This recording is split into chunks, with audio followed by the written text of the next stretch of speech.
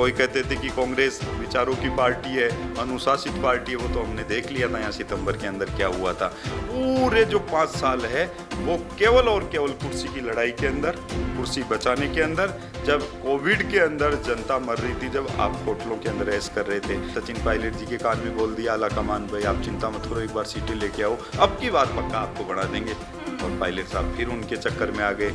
एक एक दिन के अंदर 17 बलात्कार हो रहे हैं।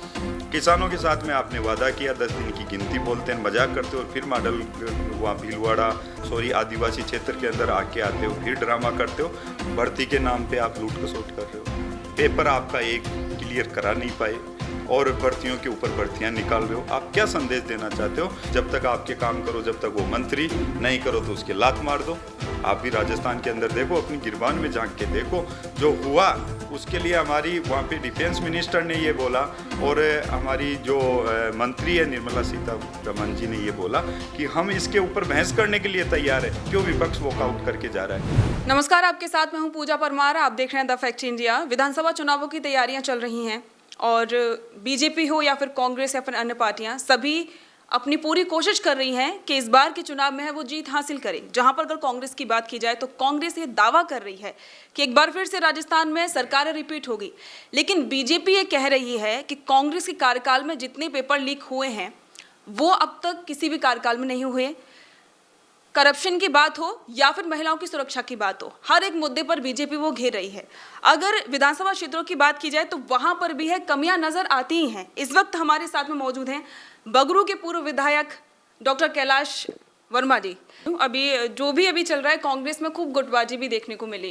कांग्रेस वाले कहते हैं कि भाई बीजेपी में गुटबाजी है, लेकिन कांग्रेस में खास करके स्पष्ट तौर पर है वो जमीन पर देखने को मिली थी सचिन पायलट और मुख्यमंत्री अशोक गहलोत के बीच में। उस पर आपकी राय क्या? देखिए, ये एक कांग्रेस की प्री प्लानिंग है, सोची समझी चाल जिसको कह सकते हैं, जो आज से नहीं बहुत पहले से मैं देखता आ रहा हूँ।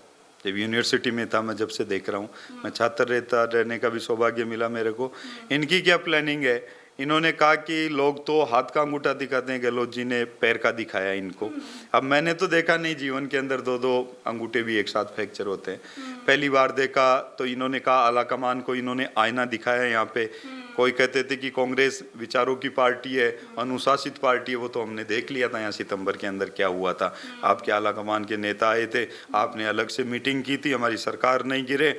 और पूरे जो 5 साल है वो केवल और केवल कुर्सी की लड़ाई के अंदर, कुर्सी बचाने के अंदर, जब कोविड के अंदर जनता मर रही थी, जब आप होटलों के अंदर ऐश कर रहे थे। मैं भाषण के अंदर नहीं बोल रहा, मगर राजस्थान के करोड़ों लोगों की आवाज़ है कि आपने जिस तरीके का बंटाधार राजस्थान का किया और अब फिर से समय आ गया तो अब कान में सचिन पायलट जी के कान में बोल दिया आला कमान भाई आप चिंता मत करो, एक बार सीटें लेके आओ, अब की बार पक्का आपको बढ़ा देंगे। और पायलट साहब फिर उनके चक्कर में आ गए और फिर से दूसरे नेता गहलोत जी ऐसे कहते हैं कि मैं पद को छोड़ना चाहता हूँ, पद मेरे को नहीं छोड़ना चाहता। मगर मैं आज आपके इस इंटरव्यू के माध्यम से कह रहा हूँ कि जिस तरीके से आपने युवाओं के साथ में अत्याचार, कभी कभी आंखों में आंसू आते हैं। भीलवाड़ा की जो घटना देखी, उससे छोटी बहन के साथ में ऐसा उसने क्या किया था कि जिंदा भट्टी में जला देना, पुजारी जिंदा जल रहा है, एक पति के सामने महिला के साथ में गैंगरेप हो जाता है, कानून की आपने धज्जियां उड़ा दी। एक एक दिन के अंदर 17 बलात्कार हो रहे हैं। किसानों के साथ में आपने वादा किया 10 दिन की गिनती, बोलते हैं मजाक करते हो, और फिर मॉडल वहाँ भीलवाड़ा आदिवासी क्षेत्र के अंदर आके आते हो, फिर ड्रामा करते हो। तो मेरा तो ये कहना है कि ये एक बहरूपिया पार्टी जिसको कह सकते हैं, जो अलग अलग टाइम के ऊपर अपने स्वांग जिसको कहते हैं वो बदल रही है। मगर इस तुष्टीकरण से राजस्थान की जनता आहत हो चुकी है। ये कहते हैं 156 लेके आएंगे, रिपीट होंगे। मैं कहता हूँ कि राजस्थान की जनता अब की बार अपनी वोट की ताकत से, इस वोट की ताकत से हमारे को कुर्सी मिलती है, गले के अंदर माला डलती है, सापा बनता है, ये वोट सबको सहम जाता है। मगर कभी कभार किसी पार्टी को बहुमत ज़्यादा मिल जाता है, किसी को कम मिल जाता है। मगर ज़्यादा बहुमत के अंदर इतना अहंकार नहीं करना चाहिए कि हम ये कर देंगे, हम सितंबर में टिकट बांट देंगे, हम तारे तोड़ लाएंगे, ये कर देंगे, वो कर देंगे। आप लोग देख रहे हो कि आज गाँव की जो हमारी बहनें हैं, शहर में थोड़ी सी हो सकता है जानकारी ज़्यादा हो, मगर बहनें डर सी गई अखबार देखने के लिए। भर्ती के नाम पे आप लूट खसोट कर रहे हो, पेपर आपका एक क्लियर करा नहीं पाए और भर्तियों के ऊपर भर्तियां निकाल रहे हो। आप क्या संदेश देना चाहते हो? इसीलिए इन दोनों की जो लड़ाई थी वो विचारों की लड़ाई आज भी है। ये ऐसा नहीं है कि एक कुर्सी के ऊपर एक कमरे में बैठने से विचार व्यक्ति के खत्म हो जाते हैं, ये नहीं होगी। और विशेषकर जो आपको मैं बताता हूँ कि आप कभी कभार अपने बचाव के लिए आप ही के मंत्री को आप कोई डायरी लेने के लिए भेजते हो, फिर वो मंत्री डायरी लेके आ जाता है। जब तक आपके काम करो जब तक वो मंत्री, नहीं करो तो उसके लात मार दो। ये विधानसभा में लोकतंत्र की हत्या हुई, लोकतंत्र की हत्या इन्होंने की। और इनके जो नेता है इनकी अपनी वाणी के ऊपर लगाम नहीं है। ये बोल रहे भारत माता की हत्या कर दी मणिपुर में। ऐसा क्या हो गया भाई? आप भी राजस्थान के अंदर देखो, अपनी गिरबान में झांक के देखो। जो हुआ उसके लिए हमारी वहाँ पे डिफेंस मिनिस्टर ने ये बोला और हमारी जो मंत्री है निर्मला सीतारमण जी ने ये बोला कि हम इसके ऊपर बहस करने के लिए तैयार है। क्यों विपक्ष वॉकआउट करके जा रहा है? कल मोदी साहब का जो वहाँ पे एक मोदी सरकार के खिलाफ ये अविश्वास लेके आए और किस तरीके से उल्टे मुंह ये गिरे और किस तरीके की हरकतें आप लोकसभा के अंदर करते हो, हिंदुस्तान की सबसे बड़ी पंचायत के अंदर, और फिर कहते हो। फिर क्या हुआ कल? पूरी हिंदुस्तान की जनता ने देखा वो का वो रवैया यहाँ पे चल रहा है। अशोक गहलोत जी जमे हुए हैं, आला कमान को गोली देने में थोड़े माहिर है, दूसरे वाला माहिर नहीं है। इसीलिए अब की बार दूसरे वाले को बोल दिया भाई अब की बार चिंता मत करो, ये वादा है, एक बार सरकार लेके आओ तो मुंगेरी लाल के हसीन सपने दिखा दे।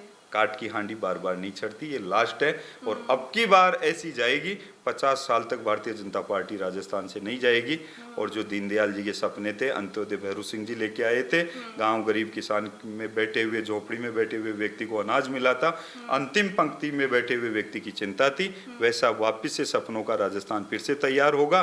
फिर से बगरू विधानसभा क्षेत्र के अंदर ग्रामीण पथ की बसें चालू होगी, गांव में सीवरेज जाएगी, पानी की बात होगी, महिला के सर के ऊपर फिर से पल्लू डालने का काम हम करेंगे। इन सभी योजनाओं के लिए हम फिर से तैयार हैं और इस पूरे अभियान को नामेट करने के लिए नहीं सहेगा राजस्थान, आपसे छुपा हुआ नहीं है। हम पूरी तरीके से लगे हुए हैं, मजबूत इरादों के साथ में और बुलंद इरादों के साथ में फिर से मैदान में जाएंगे और फिर से जो भूत के ऊपर योजना बना के जो राष्ट्र तक योजना जाती है उसको साकार करेंगे। ठीक है, तो देखिए आपने सुन ही लिया। तो ये थे हमारे साथ में बगरू के पूर्व विधायक डॉक्टर कैलाश वर्मा जी, जिन्होंने स्पष्ट तौर पर पूरा का पूरा रिपोर्ट कार्ड था वो रख ही दिया अपने कार्यकाल का, दूसरा अभी जो वर्तमान में कार्यकाल रहा है उनका भी, और इसके अलावा जो आगे आने वाला क्या कुछ इनका सिनेरियो रहने वाला है, क्या तैयारी रहने वाली है, उनको स्पष्ट तौर पर वो आपके सामने रख ही दिया।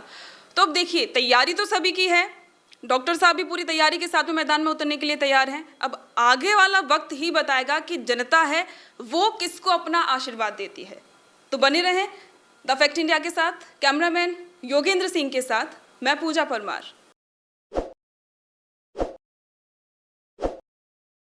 ताज़ा खबरों के लिए विजिट करें द फैक्ट इंडिया की वेबसाइट और डाउनलोड करें द फैक्ट इंडिया ऐप।